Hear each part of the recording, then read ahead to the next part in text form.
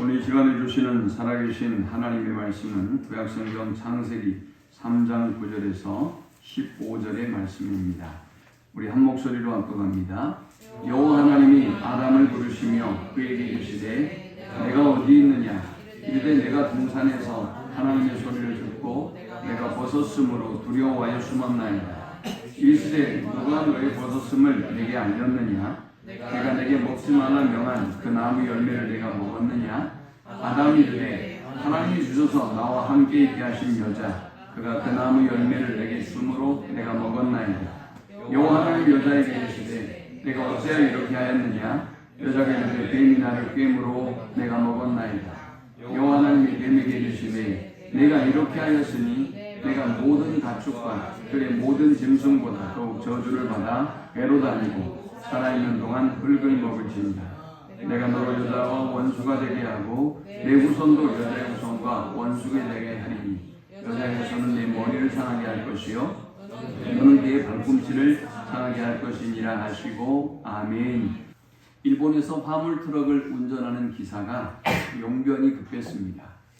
이분이 편의점에서 이제 일을 잠깐 보고 소변을 봐야 해서 화장실을 가야 되는데 화장실을 가지 않고 이분이 트럭이 쭉 서 있는 그 사이에서 트럭이 나를 가리고 있으니 용변을 봐도 되겠다 싶어서 이분이 소변을 봤습니다.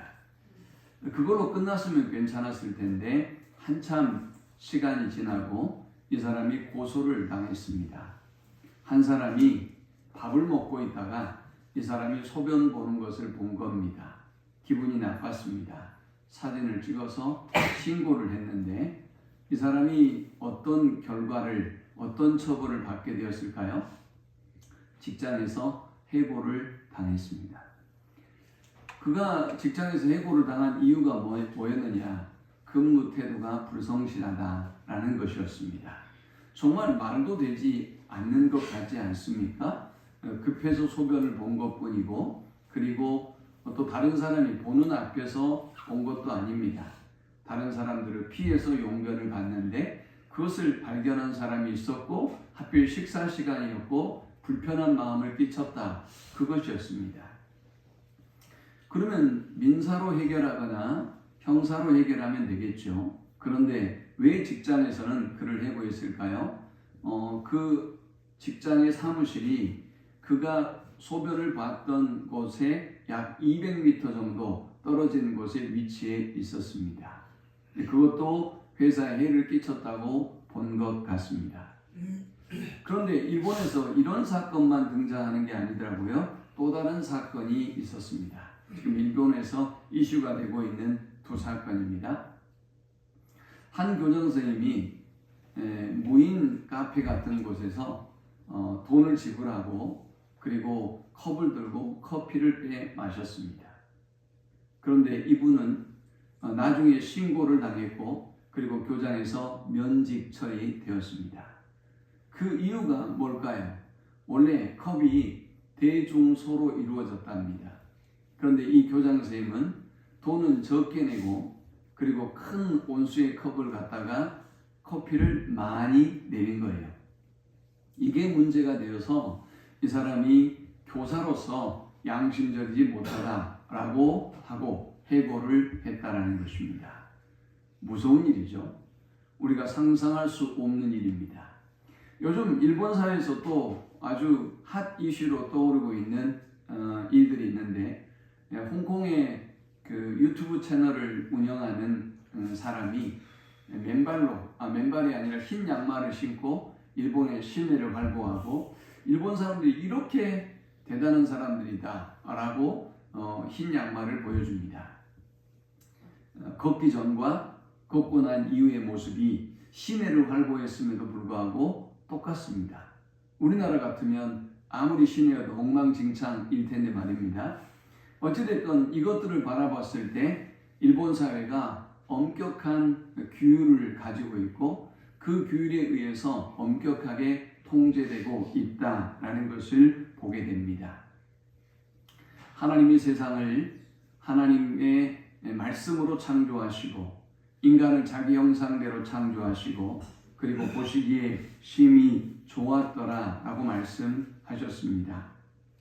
하나님이 보시기에 심히 좋았다라는 이 세상은 아마도 보여지는 물질적인 세상만을 의미하는 것은 아니었을 것입니다. 아마도 그 보이는 세계를 지배하고 있는 하나님의 질서, 또 하나님의 통치, 하나님의 역사를 다 아름답다라고 칭하신 것일 겁니다. 우리는 하나님의 창조의 질서를 과학자들이 하나둘 발견하는 모습을 봅니다. 중력의 법칙, 만유인력의 법칙, 이 모든 것들이 하나님의 질서이죠. 하나님의 통치의 원리인 것입니다. 저와 여러분이 왜 그렇게 건강 보조식품들을 많이 먹는 것일까요? 그리고 건강에 좋다고 하는 것들을 왜 열심히 취하려고 하는 것일까요?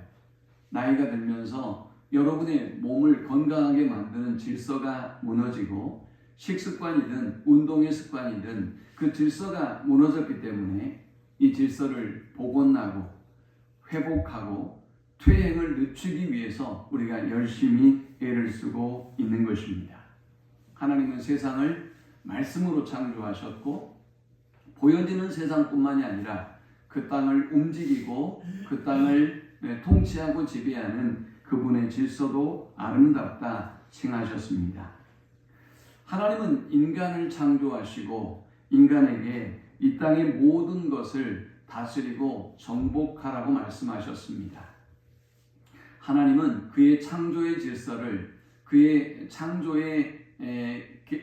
계속적인 창조를 인간에게 위임하시고 인간에게 맡겨주신 것입니다. 단 하나, 하나님께서 인간에게 제한을 두신 말씀이 있습니다. 창세기 2장 16절 17절입니다. 여호와 하나님이 그 사람에게 명하여 이르시되 동산 각종 나무의 열매는 내가 임의로 먹되 선악을 알게 하는 나무의 열매는 먹지 말라. 내가 먹는 날에는 반드시 죽으리라 하시니라 하셨습니다. 이 2장 16절의 말씀에서 우리가 주목해야 될 말씀이 있습니다. 동산 각종 나무의 열매는 내가 임의로 먹되 라고 말씀하셨습니다. 하나님께서 인간을 창조하시고 인간에게 모든 것을 주신 것입니다. 그런데 참으로 놀랍습니다. 인간은 자신에게 주어진 은혜를 주목하고 그 은혜에 감사하는 것이 아니라 주시지 아니하는 선악과에 주목하고 그리고 그 선악과로 인하여 인류의 첫 죄악이 이 땅에 들어오게 됩니다. 사랑하는 여러분, 저와 여러분의 신앙이 무너지고 저와 여러분의 믿음 생활이 무너지는 모습을 보면 하나님이 저와 여러분에게 베풀어 주신 은혜보다 여러분이 받지 못한 것, 여러분이 갖지 못한 것 때문에 시험이 들고 때문에 원망 불평하고 때문에 하나님께 감사치 못할 때 시험이 우리에게 닥쳐오는 것을 보게 됩니다. 2장 17절에서 우리가 주목해야 될 말씀이 있습니다. 선악을 알게 하는 나무의 열매는 먹지 말라 라고 했는데 이 선악과가 어떤 나무인가 하면 선악을 알게 하는 열매를 맺는 나무가 바로 이 선악과입니다. 선악을 안다 라는 이 말의 의미가 무엇일까요? 하나님과 같이 된다 라는 것을 의미합니다. 사탄은 하와를 유혹하면서 3장 6절에서 여자가 그 나무를 본즉 먹음직도 하고 보암직도 하고 지혜롭게 할 만큼 탐스럽기도 한 나무인지라 여자가 그 열매를 따먹고 자기와 함께 있는 남편에게도 주매 그도 먹은지라 했습니다. 하와가 왜 이 열매를 따먹게 된 것일까요? 사탄이 그녀의 마음속에 있는 교만함을 자극하고 그녀의 마음속에 있는 욕심을 자극해서 하나님의 말씀을 벗어나고 하나님의 질서를 떠나서 더욱더 그가 행복한 삶을 살 수 있다는 잘못된 확신에 빠지게 한 것입니다. 3장 5절에 너희가 그것을 먹는 날에는 너희 눈이 밝아져 하나님과 같이 되어 선악을 알 줄 하나님이 아심이니라 했습니다. 하와는 자신에게 주어진 그 하나님의 은혜와 축복에 감사하지 못했습니다. 그것이면 충분하다고 생각하지 못한 것입니다. 마치 자신도 이 선악과를 따먹어서 하나님과 같이 되고자 하는 욕망이, 교만함이 그에게 있었고, 사탄은 그 틈새를 비집고 들어가서 순식간에 이 하와가 선악과를 따먹었을 뿐만이 아니라 그와 함께하는 아담 또한 이 선악과를 따먹게 하고 말았던 것입니다. 죄는 하나님의 구원을 인정하지 않는 것이 죄입니다. 죄는 하나님께서 저와 여러분에게 베풀어 주신 그 은혜와 사랑을 깨닫지 못하고 감사치 못하는 것이 죄이고, 바로 죄는 거기에서 시작됩니다. 하나님께서 이 모든 세상의 것을 다스리고 정복하고 그리고 먹을 것으로 주셨음에도 불구하고 왜 2장 17절의 선악과는 먹지 못하게 하셨을까요? 저는 이것이 권위와 질서다라고 생각합니다. 하나님은 세상의 모든 것을 인간에게 허락하셨지만 딱 이 나무 하나, 이 나무의 열매만은 허락지 않으셨습니다. 인간은 이 나무를 바라볼 때마다 어떤 생각을 했을까요? 다른 식물을, 다른 나무를 바라보고 다른 동물들을 바라볼 때와 이 나무를 바라볼 때의 생각은 분명 달랐을 것입니다. 그들은 그 나무를 바라볼 때마다 하나님을 생각했습니다.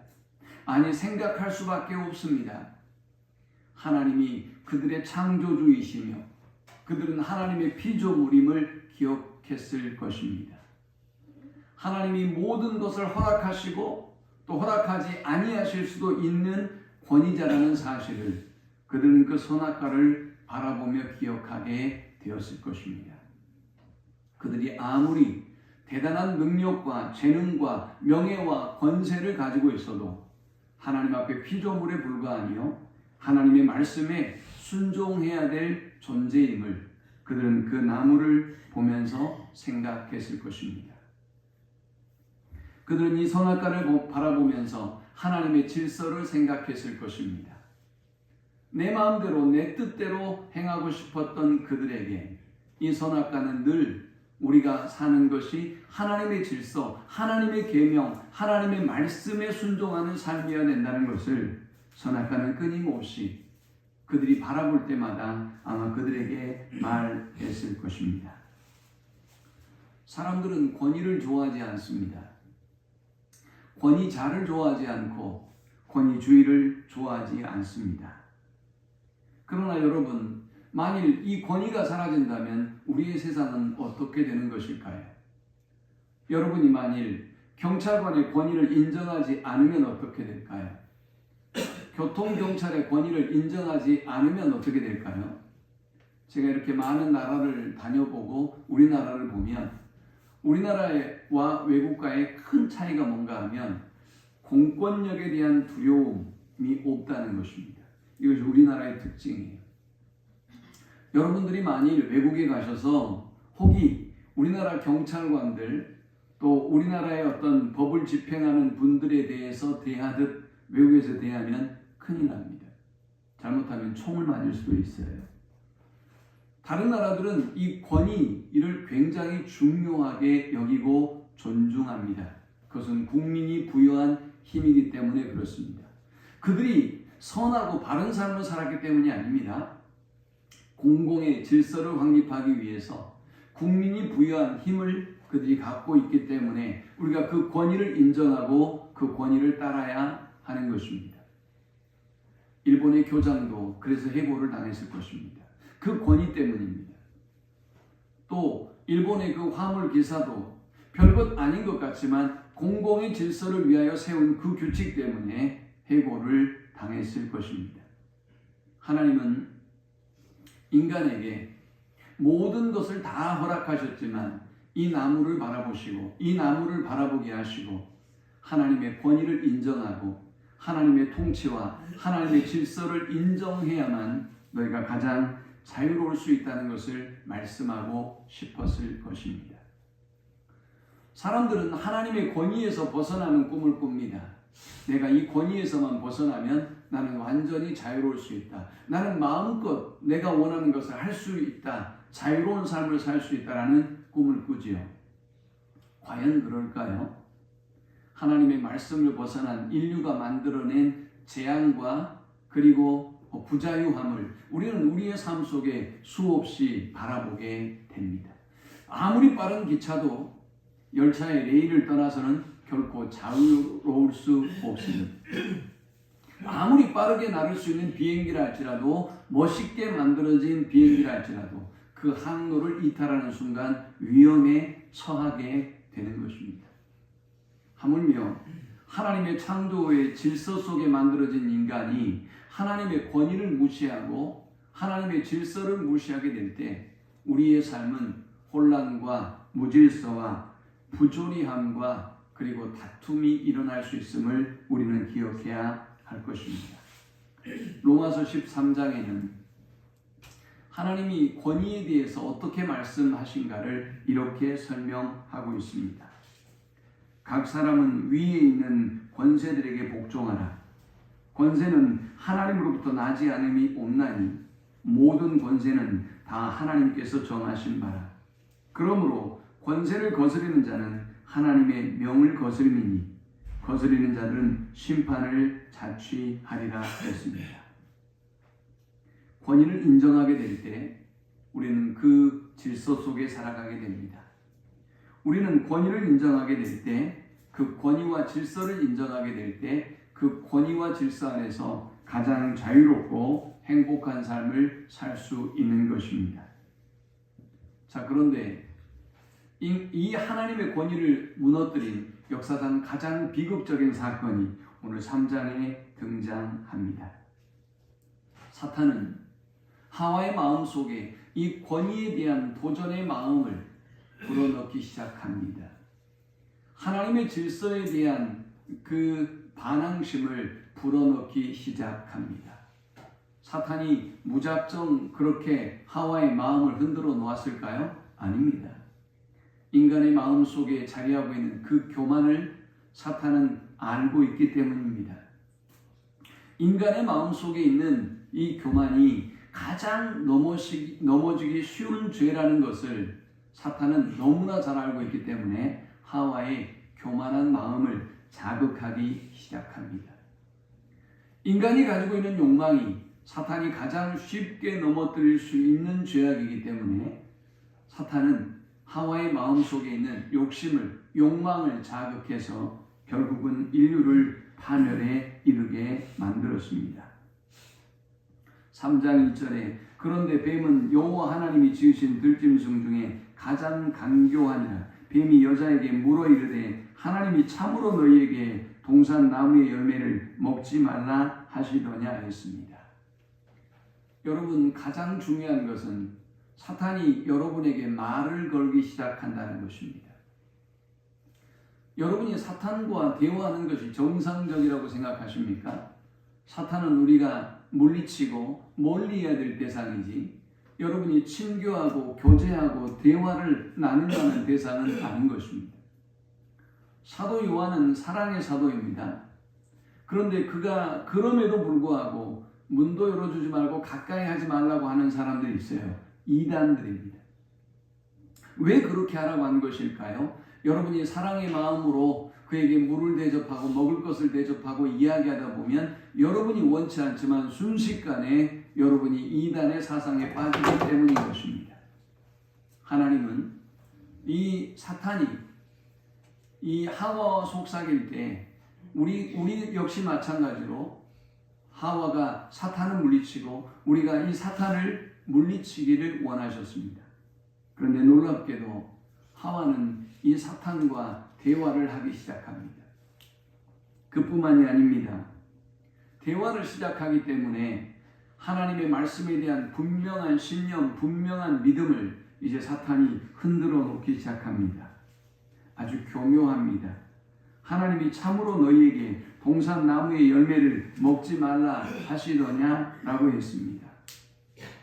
2장 17절에는 뭐라고 말씀하셨죠? 선악을 알게 하는 나무의 열매는 먹지 말라. 내가 먹는 날에는 반드시 죽으리라 하시니라 했어요. 반드시 죽으리라 라는 것이 하나님의 말씀입니다. 그러나 사탄은 교묘하게 그 마음을 흔들어 놓습니다. 사탄이 저와 여러분의 믿음을 흔들어 놓을 때 바로 이렇게 여러분의 마음과 생각을 비집고 들어가서 흔들어 놓습니다. 하나님의 말씀은 좋은 말씀이지만, 옳은 말씀이지만, 순종해야 될 말씀이지만, 이러해도 괜찮을 거야. 하나님은 사랑의 하나님이니 그래도 나를 용서하고 용납해 주실 거야.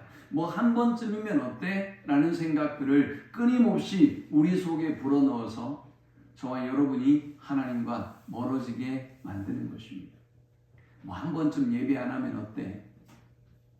한 번쯤 주의 시간을 도둑질하면 어때? 한 번쯤 주의 것을 내가 도둑질하면 어때라는 마음으로 여러분의 마음을 비집고 들어가서 하나님과 멀어지게 만드는 것입니다. 이때 하와의 대답을 보십시오.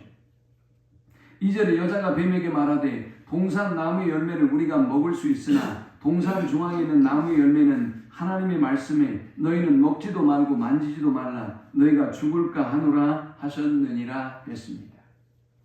하와는 이 하나님의 말씀을 약화시키고 말았습니다. 사탄은 여러분의 마음속에 임해서 점점 더 하나님의 말씀에 불순종하게 만들고 하나님의 말씀을 약화시키기 시작합니다. 하나님은 반드시 죽을 것이다. 정령 죽게 될 것이다. 라고 17절에 말씀했는데 하와는 전혀 다른 말을 합니다. 죽을까 하노라 라고 하나님의 말씀을 약화시키고 맙니다. 사무엘상 15장 22절에 보면 사무엘이 이르되 여호와께서 번제와 다른 제사를 그의 목소리를 청정하는 것을 좋아하신 같이 좋아하시겠나이까? 순종이 제사보다 낫고 듣는 것이 순양의 기름보다 나으니 이는 거역하는 것은 점치는 죄와 같고 완고한 것은 사신 우상에게 절하는 죄와 같음이라. 왕이 여호와의 말씀을 버렸으므로 여호와께서도 왕을 버려 왕이 되지 못하게 하셨나이다 하니 했습니다. 사울이 왕으로 세워졌을 때 하나님께서 사울을 기뻐하시고 왕으로 세우셨습니다. 그러나 사울은 하나님의 권위를 점점 더 부정하기 시작합니다. 그는 하나님의 권위의 말씀에 순종하는 것이 아니라 자기 마음대로 자기 뜻대로 행합니다. 그래서 동물을 살려주었습니다. 자신이 짐승도 살려줄 뿐만이 아니라 제사장 노릇을 했습니다. 급기야는 어떻게 되었습니까? 악신이 들리는 모습을 보게 됩니다. 하나님의 말씀을 약화시켰는데 순식간에 하나님의 말씀에 불순종할 뿐만이 아니라 악한 영이 지배하는 사람이 되고 말았던 것입니다.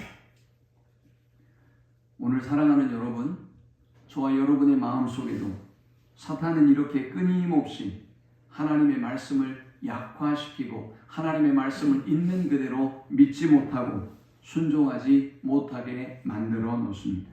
그뿐만이 아닙니다. 하와는 하나님의 말씀에 자신의 생각과 주장을 가미합니다. 추가했습니다. 3절에 동산 중앙에 있는 나무 열매는 하나님의 말씀에 너희는 먹지도 말고 만지지도 말라 너희가 죽을까 하노라 하셨느니라 했습니다. 하나님은 한 번도 하와에게 이 나무의 열매를 만지지 말라라고 말씀하신 적이 없습니다. 근데 그녀는 지금 전혀 엉뚱한 이야기를 하고 있는 것입니다. 사탄은 저와 여러분이 하나님과의 관계가 파괴되고 하나님과 멀어지게 하려고 할 때 반드시 자꾸만 여러분의 생각을 가미하게 합니다. 하나님이 말씀하시지만 내 생각은 이렇습니다.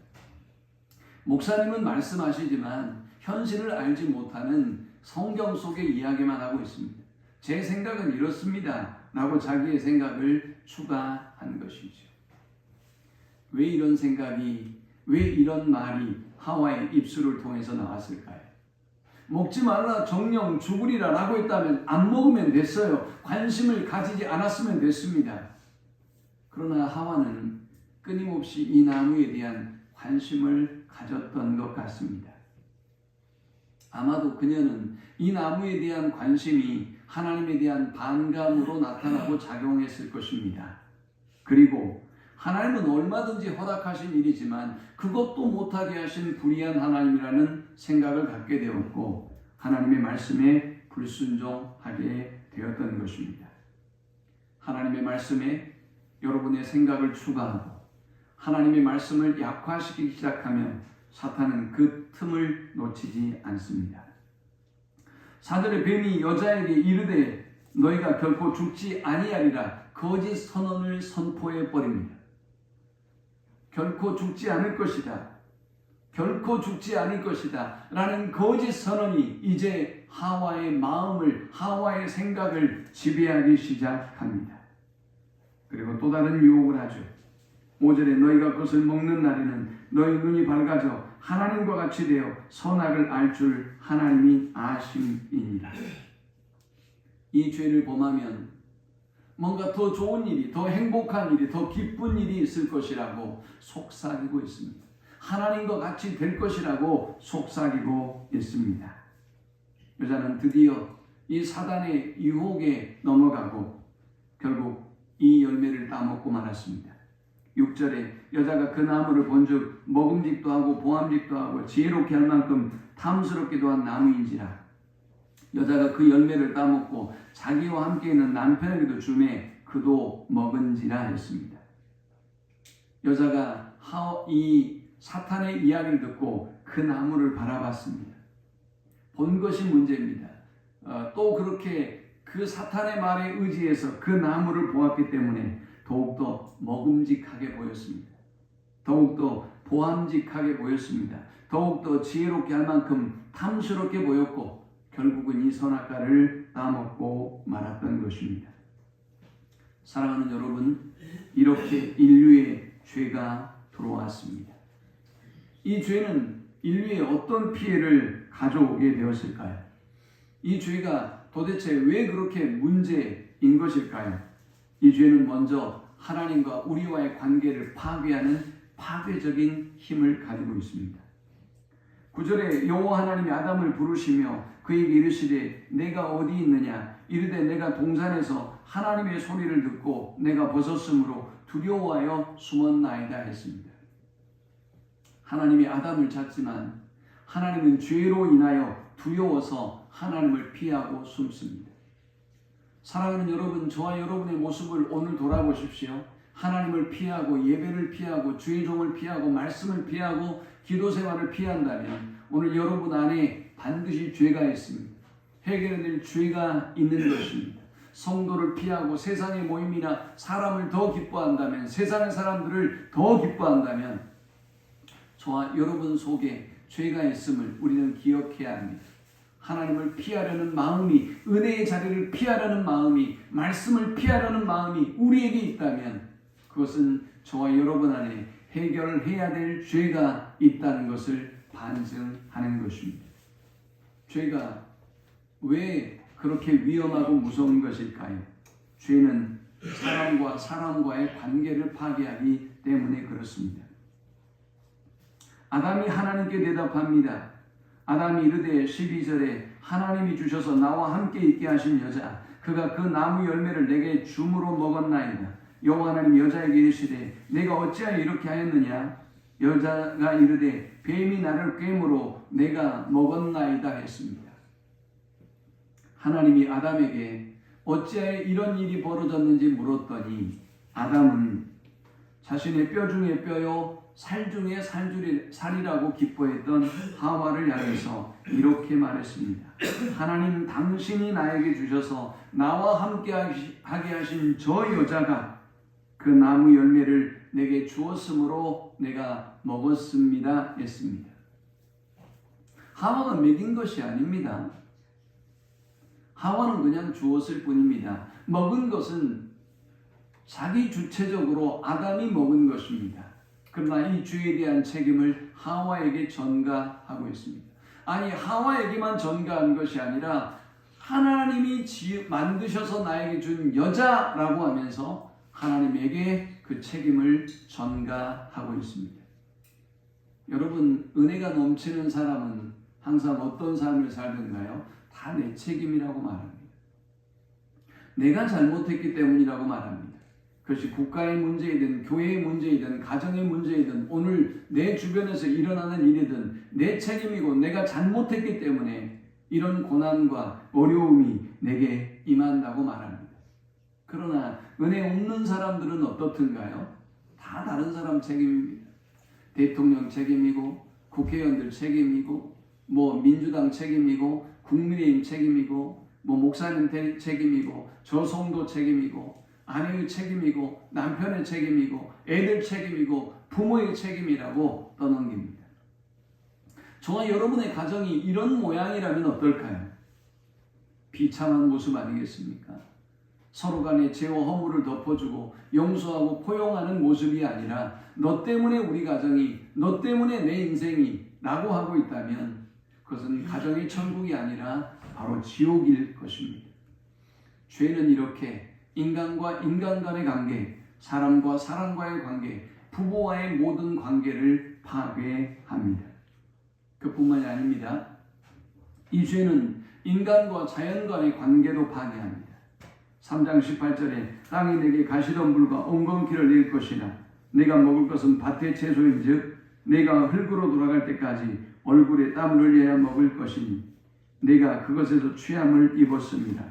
너는 흙이니 흙으로 돌아갈 것이니라 하시니라. 자연은 자연스럽게 식물을 내고 아담과 하와가 마음껏 먹을 수 있는 은혜를 베풀어 주셨습니다. 그러나 이제 하나님과 원수가 된 인간은 사람과의 관계에도 원수가 된 인간은 자연과도 원수 관계를 이루었고 땅은 가시덤불과 엉겅퀴를 내서 우리가 먹고 살기 위해서 수고의 땀을 흘리지 않으면 안 되는 지경에 이르게 되었던 것입니다. 여러분, 그런데 참으로 놀라운 것은 이 모든 일이 우리의 죄로 인하여 기인한 일들 아닙니까? 그런데 놀라운 것은 하나님은 이런 인간에게 은혜를 베풀어 주셨다라는 것입니다. 3장 15절에 내가 너로 여자와 원수가 되게 하고 내 후손도 여자의 후손과 원수가 되게 하리니 여자의 후손은 내 머리를 상하게 할 것이요 너는 그의 발꿈치를 상하게 할 것이니라 하시고 있습니다. 이 3장 15절의 말씀을 원시복음이라고 합니다. 원복음, 원시복음이라고 합니다. 참으로 놀랍게도 인간의 죄에 대해서 하나님은 탄식하고 절망하고 있는 것뿐만이 아니라 책망하고 있는 것뿐만이 아니라 하나님은 인류를 향한 새로운 구원의 계획과 말씀을 선포합니다. 내가 너로 여자와 원수가 되게 하고 있습니다. 이 말씀이 어떤 말씀일까요? 이 내가라는 이 내가는 하나님이죠. 너는 누굽니까? 뱀입니다. 뱀에게 사탄에게 여자와 원수가 되게 하고 했습니다. 이 말씀이 무슨 말씀일까요? 그동안 하와가 이 뱀하고 사탄하고 친구가 되었던 것이죠. 가까운 관계를 유지하고 있었던 거예요. 하나님의 말씀보다 그 말에 의혹을 품고 사탄의 말에 귀를 기울이고 사탄의 말을 하나님의 말씀보다 더 믿었고 그리고 그 말대로 순종함으로 인류의 죄가 시작되었어요. 그러나 하나님이 이제 말씀합니다. 내가 사탄 너로 하여금 여자와 원수가 되게 할 것이다. 너의 후손도 여자의 후손과 원수가 되게 할 것이다. 여자의 후손은 예수 그리스도를 믿는 믿음의 무리를 의미합니다. 또 여자의 후손은 내 머리를 상하게 할 것이요 라고 했습니다. 여기 여자의 후손은 누굽니까? 예수 그리스도를 의미합니다. 여자의 후손으로 예수 그리스도가 태어나서 사탄의 머리를 치명타를 가해서 상하게 할 것이다 라고 말씀합니다. 사탄은 그가 하나님의 말씀을 불순종하게 만들므로 인류를 장악하고 지배할 수 있을 것이라고 생각했고 아담과 하와를 마음껏 부릴 수 있을 것이라고 생각했지만 하나님은 예수 그리스도를 이 땅에 보내셔서 사단의 머리를 박살내시고 그의 모든 계획과 그의 모든 악한 음모가 실패하도록 만들었습니다. 그러나 사랑하는 여러분, 여기서 우리가 주목해야 될 사실이 있습니다. 너는 그의 발꿈치를 상하게 할 것이니라 라는 말씀입니다. 뱀은, 사탄은 머리가 짓밟힘으로 그의 계획과 그의 도전을 결코 포기하지 않는다는 말씀입니다. 그의 계획은, 그의 도전은 끊임없이 이루어지고 요한계시록까지 이루어지고 있음을 보게 됩니다. 우리 주님이 이 땅에 재림하셔서 궁극적인 승리를 이루기까지 오늘 사탄은 끊임없이 우리의 발꿈치를 상하게 할 것이고 오늘 믿는 사람들의 발꿈치를 상하게 해서 우리를 흔들고 유혹할 것입니다. 예수님은 사탄의 계획으로 십자가의 죽으심으로 모든 것이 끝났다고 사탄들은 생각했습니다. 그러나 그렇습니까? 그렇지 않습니다. 예수님은 십자가에서 사탄의 모든 계획을 박살내셨고 그의 머리를 짓밟아 버리셨습니다. 그리고 3일 만에 부활하셔서 다시 우리에게 소망이 되어주시고 우리에게 구원이 되어주셨습니다. 말씀을 맺습니다. 사랑하는 여러분, 하나님은 하나님의 권위와 질서 속에 이 땅을 가장 아름답게 만드셨습니다. 우리가 이 땅에서 가장 축복의 삶을 살기 위해서는 이 하나님의 권위와 질서를 인정하고 하나님의 말씀을 순종하고 살아갈 때 우리는 하나님의 최고의 복을 누릴 수 있는 것입니다. 그러나 오늘 사탄은 끊임없이 우리를 넘어뜨리려고 합니다. 하와를 괴롭혔던 그리고 머리가 박살났던 이 사탄은 예수 그리스도가 오실 그날까지 우리의 예수 그리스도의 발꿈치를 상하게 했던 것처럼 우리의 발꿈치를 상하게 하고 우리의 영적인 삶을 끊임없이 방해하고 흔들어 놓을 것입니다. 그러나 그럼에도 불구하고 우리 주님은 우리의 죄악에도 심판과 그리고 정죄로 우리를 심판하지 아니하시고 구원을 주시고 우리에게 소망을 주시고 우리에게 미래를 주셨음을 기억하고 십자가의 주님을 붙잡고 믿음으로 승리하는 주의 자녀들이 되시기를 주의 이름으로 간절히 축원합니다. 우리 함께 기도하겠습니다.